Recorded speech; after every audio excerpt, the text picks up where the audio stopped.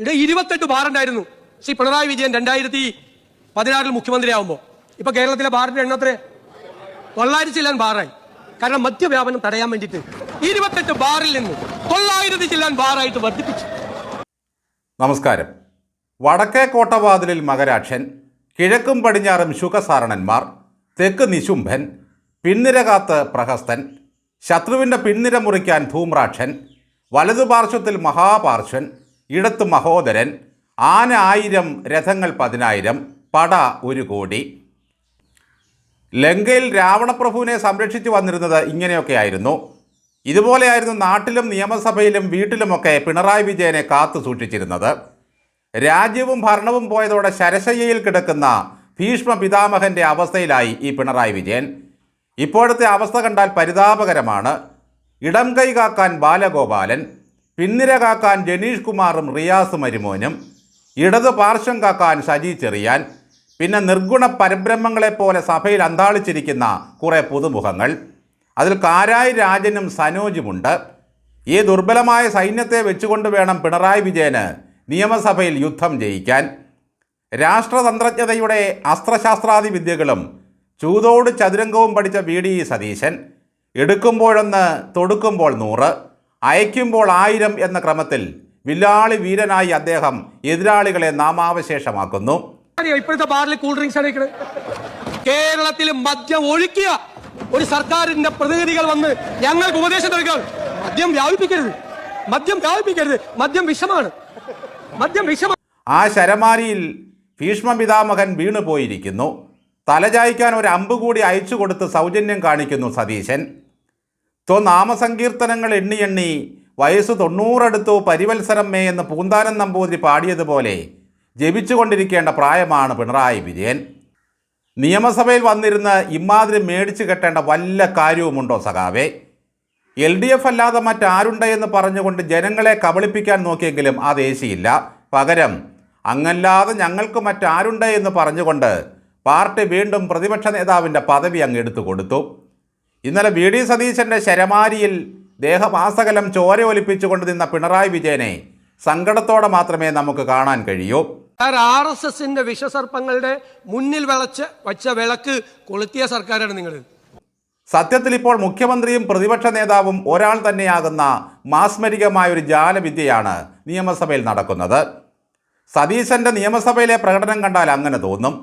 കഴിഞ്ഞ 10 വർഷത്തെ ദുർഭരണത്തിന് കണക്ക് പറഞ്ഞ് കൊടുത്തു തീർക്കേണ്ടതെല്ലാം കൊടുത്തു തീർക്കുമ്പോൾ സതീശൻ പ്രതിപക്ഷ നേതാവാകും. അപ്പോൾ കാണാം ക്ഷോഭത്തിൻ്റെ ഒരു സൗന്ദര്യം. നിങ്ങൾ ഒപ്പുവെച്ചു, അതെന്തിനാ? പിൻവലിക്കാൻ വേണ്ടിയിട്ടാണ് ഒപ്പുവെച്ചത്? മരവിപ്പിക്കാൻ വേണ്ടിയിട്ടാണ് ഒപ്പുവെച്ചത്? സർക്കാരിൻ്റെ നിലപാടുകളെ വിശദീകരിക്കുമ്പോൾ എതിരാളികൾ നിഷ്പ്രഭരാകുന്നു. ഇന്നലെ മദ്യവുമായി ബന്ധപ്പെട്ട ചർച്ചയിൽ ഒരു പെഗ് പോലും അടിക്കാതെ തന്നെ ഫിറ്റായ അവസ്ഥയിലായി പ്രതിപക്ഷം. കുപ്പി തുറന്നപ്പോൾ തന്നെ തല മന്ദിച്ചു പോയ നിലയിലായി പിണറായി. മദ്യവ്യാപനം തടയാനായി പിണറായി സർക്കാർ എടുത്ത വിപ്ലവകരമായ ഒരു തീരുമാനത്തെ ഇങ്ങനെയാണ് സതീശൻ പൊളിച്ചടുക്കുന്നത്. PM ശ്രീ പദ്ധതിയുമായി ബന്ധപ്പെട്ട് പിണറായി നടത്തിയ വിശദീകരണം തന്നെ എതിരാളിക്ക് വടി കൊടുക്കുന്ന തരത്തിലായിപ്പോയി. മീശമാധവൻ സിനിമയിൽ കൃഷ്ണവിലാസത്ത് ഭഗീരഥൻ പിള്ളയോട് പെടല് ചോദിക്കുന്ന ഒരു ചോദ്യമുണ്ട്. ആട്ടെ, പിള്ളേച്ചൻ എന്തിനാ കുനിഞ്ഞത്? നിവരാൻ വേണ്ടി കുനിഞ്ഞതാ. ഇതുപോലെയാണ് പിണറായി വിജയൻ മുതൽ സകല അന്ധങ്ങളും PM ശ്രീയെപ്പറ്റി പറഞ്ഞുകൊണ്ടിരിക്കുന്നത്. എന്തിനാ നിങ്ങൾ ഒപ്പുവെച്ചത്? അത് പിന്മാറാൻ വേണ്ടി ഒപ്പുവെച്ചതാ. എന്നാൽ പിണറായി വിജയൻ്റെ വിശദീകരണമാണ് അല്പം കൂടി രസം. ഒപ്പുവെച്ചെങ്കിലേ അത് ഞങ്ങൾ മരവിപ്പിക്കാൻ വേണ്ടി ഒപ്പുവെച്ചതാ. ആ PM ശ്രീ നടപ്പാകാതിരിക്കുന്നത് ഈ പറഞ്ഞ മരവിപ്പിക്കൽ കാരണമാണ്. എന്തിനാണ് നിങ്ങളിപ്പോൾ അതിനെപ്പറ്റി വീണ്ടും ആലോചിക്കുന്നത്? മരവിപ്പിക്കാൻ വേണ്ടിയിട്ടാണ് ഒപ്പുവെച്ചത്. മരവിപ്പിക്കാൻ വേണ്ടി കുത്തിവെക്കുക എന്ന് കേട്ടിട്ടുണ്ട്. ഇപ്പോഴിതാ ഒപ്പുവെച്ചാലും മരവിക്കുന്ന അവസ്ഥയിലായി പ്രതിപക്ഷം. കേന്ദ്രം ഒരു ദിവസം വിളിച്ചു പറഞ്ഞു, 1500 കോടി രൂപ നിങ്ങൾക്ക് തരണമെന്ന് ആഗ്രഹമുണ്ട്. ഇവിടെ വന്ന് ഞങ്ങളുടെ ഒരു പദ്ധതിയിൽ ഒപ്പുവെച്ചാൽ മതി. കേട്ട പാതി കേൾക്കാത്ത പാതി ക്യാബിനറ്റിനോട് പോലും അഭിപ്രായം ചോദിക്കാതെ പിണറായി വിജയൻ വാസുകിയെ ഡൽഹിക്ക് വിട്ടു.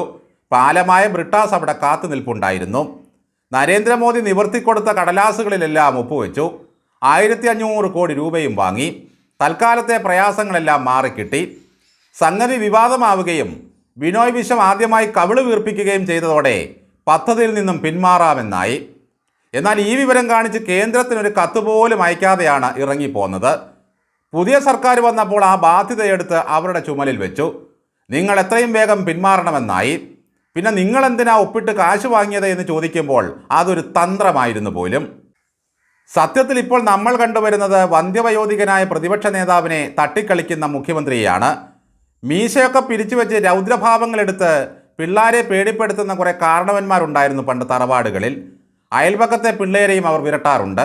അങ്ങനെ പേടിച്ചു പോയ പിള്ളേർ ഒരു പ്രായമാകുമ്പോൾ ഈ കാരണവരെ കിട്ടുന്നിടത്തെല്ലാം വെച്ച് തോണ്ടാൻ തുടങ്ങും. അതേലത്തെ ഒരവസ്ഥയാണ് ഇപ്പോൾ പിണറായി വിജയൻ അനുഭവിക്കുന്നത്. മുഖ്യമന്ത്രി മുള്ളും മുനയും വെച്ച് ഓരോന്ന് പറയുമ്പോഴെല്ലാം പാവം പ്രതിപക്ഷ നേതാവിന് എഴുന്നേൽക്കേണ്ടി വരുന്നു. വല്ലാത്തൊരു പൂതിയാണ് കേട്ടോ. ഇവിടെ ഞാനോ ഞങ്ങളോ ആദ്യമായിട്ട് നേരിടുന്നതല്ല. നല്ലോണം ചിരിക്കുന്നില്ലേ? ചിരിക്കുന്നവർ നല്ലോണം മനസ്സിലായിക്കോ. പിണറായി വിജയനെ പ്രതിരോധിക്കാൻ പ്രതിപക്ഷത്ത് ശക്തനായ ഒരു എതിരാളിയില്ല. ശിവൻകുട്ടി എങ്ങാനും ഉണ്ടായിരുന്നെങ്കിൽ എന്താകുമായിരുന്നു അവസ്ഥ?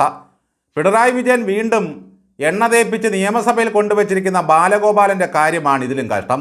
ഇദ്ദേഹം എങ്ങനെയാണ് 5 വർഷം ധനമന്ത്രിയായിട്ടിരുന്നത് എന്ന് പോലും ജനം സംശയിക്കും. ബജറ്റ് ചർച്ചകൾക്ക് മറുപടി പറയുന്നതിനിടയിൽ ബാലഗോപാൽ നവലിബറൽ പരിഷ്കാരങ്ങളെക്കുറിച്ച് പറയാൻ വന്നു. ഇവന്മാരുടെ നവലിബറലിസം ഇപ്പോഴും ചിരിക്ക് വകയുണ്ടാക്കുന്നതാണ്. സ്ഥിരം കുറെ വാക്കുകളുണ്ട്. നവ ലിബറൽ നയം സ്ഥിരമാണ്. എത്ര കൊല്ലോയി നിങ്ങളിത് പറയാൻ തുടങ്ങിയിട്ട്. ആ മൻമോഹൻ സിംഗ് എക്കണോമിക് റീഫോംസ് അവതരിപ്പിച്ചു. എക്കണോമിക് റീഫോംസ് അവതരിപ്പിച്ചപ്പോൾ കംപ്ലീറ്റ് നവ ലിബറൽ നിയമം. ഇതുപോലെ കടിച്ചാ പൊട്ടാത്തതും ജനത്തിന് മനസ്സിലാകാത്തതുമായ കുറേ ആശയങ്ങളുണ്ട് ഇവരുടെ കയ്യിൽ. ദേഷ്യം കൂടിക്കഴിയുമ്പോൾ വി ഡി സതീശൻ ഭാഷ മാറ്റി ഇംഗ്ലീഷിലേക്ക് കടക്കും. അത് തെറിയാണോ താങ്കളെ ആക്ഷേപിച്ചതാണോ എന്നറിയാതെ അന്താളിച്ചു പോകും അവർ. ഉണ്ടായ പണം it was an equitable distribution of wealth. സമ്പത്തിന്റെ നീതിപൂർവമായ വിതരണം. ചുരുക്കി പറഞ്ഞാൽ ഭരണത്തിലിരുന്നപ്പോൾ വീര്യം കുറഞ്ഞ മദ്യമായ ബെക്കാഡിയെ ഇങ്ങോട്ടേക്ക് സ്വാഗതം ചെയ്ത പുള്ളികൾ തന്നെയാണ് ഇപ്പോൾ എതിർക്കുന്നത്. ബെക്കാഡി കമ്പനിയിൽ നിന്നും തനിക്ക് കിട്ടിയതിൻ്റെ കണക്കുകളെല്ലാം സതീശൻ എണ്ണി പറഞ്ഞതോടെ എല്ലാത്തിൻ്റെയും വായ മൂടപ്പെട്ടു. നിയമസഭയിൽ പ്രതിപക്ഷം തോറ്റു തുലഞ്ഞു നിൽക്കുന്നതറിയാതെ വസീഫിൻ്റെ നേതൃത്വത്തിൽ ഡിവൈഎഫ്ഐയും SFIയും ഒക്കെ പുറത്ത് വലിയ സമരങ്ങളിലായിരുന്നു. 2 തവണ വെള്ളം ചീറ്റിയതോടെ അവരുടെ വീര്യവും കെട്ടടങ്ങി. ചുരുക്കി പറഞ്ഞാൽ PM-ശ്രീയിലും കലക്കവെള്ളത്തിലും ബെക്കാഡിയിലുമെല്ലാം അടിപതർന്ന പ്രതിപക്ഷത്തെയാണ് നമ്മൾ കാണുന്നത്. സതീശൻ എങ്ങനെ മുഖ്യമന്ത്രിയായി എന്ന കഥയൊക്കെ പ്രതിപക്ഷ നേതാവ് ഒന്ന് പറഞ്ഞു നോക്കി. തെരഞ്ഞെടുപ്പിന് ശേഷം അങ്ങയുടെ പാർട്ടിയിൽ നടന്ന കഥകളൊക്കെ ഞാൻ പറയണോ എന്ന് ചോദിച്ചപ്പോൾ പിണറായിക്ക് കൊണ്ടു. എൻ്റെ പാർട്ടിക്കാര്യങ്ങൾ സഭയിൽ പറഞ്ഞാൽ ഞാനും പറയുമെന്നായി. സതീശൻ്റെയും പിണറായി വിജയൻ്റെയും കാര്യത്തിൽ ഒറ്റ വ്യത്യാസമേ ഉള്ളൂ. സതീശന് വേണ്ടി പാർട്ടി ആദ്യം അനുകൂലമല്ലായിരുന്നെങ്കിലും ജനങ്ങൾ ഒന്നിച്ചു നിന്നു. എന്നാൽ പിണറായി വിജയനെ ജനത്തിന് വേണ്ടെങ്കിലും പാർട്ടിക്ക് വിട്ടുകളയാൻ കഴിയില്ല. മദ്യനയം രാഷ്ട്രീയ നയ തീരുമാനമായിരിക്കുമെന്നും UDF അംഗീകരിച്ചാൽ അത് നടപ്പിലാക്കുമെന്നും മുഖ്യമന്ത്രി വ്യക്തമാക്കി. കരിമണൽ ഖനനം സ്വകാര്യവൽക്കരിക്കുമെന്ന് ബജറ്റിലെങ്ങും പറഞ്ഞിട്ടില്ല. എന്നിട്ടും ഓരോന്ന് കുത്തിപ്പൊക്കി വെറുതെ പ്രതിപക്ഷം സമരം നടത്തുകയാണ്. എന്നാൽ ഇന്നിതാ കഴിഞ്ഞ സർക്കാരിൻ്റെ പുതിയൊരു കള്ളക്കളി കൂടി പുറത്തു വന്നിരിക്കുന്നു. നിയമസഭാ തെരഞ്ഞെടുപ്പ് കഴിഞ്ഞ് ഫലം കാത്തിരിക്കുന്ന കാലത്താണ് മോണസൈറ്റ് അടങ്ങിയ അപൂർവ ധാതു സംസ്കരണത്തിന് ഹൈദരാബാദ് ആസ്ഥാനമായ സ്വകാര്യ കമ്പനിക്ക് LDF സർക്കാർ പച്ചക്കൊടി കാണിച്ചത്. UDF സർക്കാർ അധികാരമേൽക്കുന്നതിന് തൊട്ടു മുമ്പാണ് വ്യവസായ വകുപ്പിൽ ഇത് സംബന്ധിച്ച തീരുമാനമുണ്ടായത്.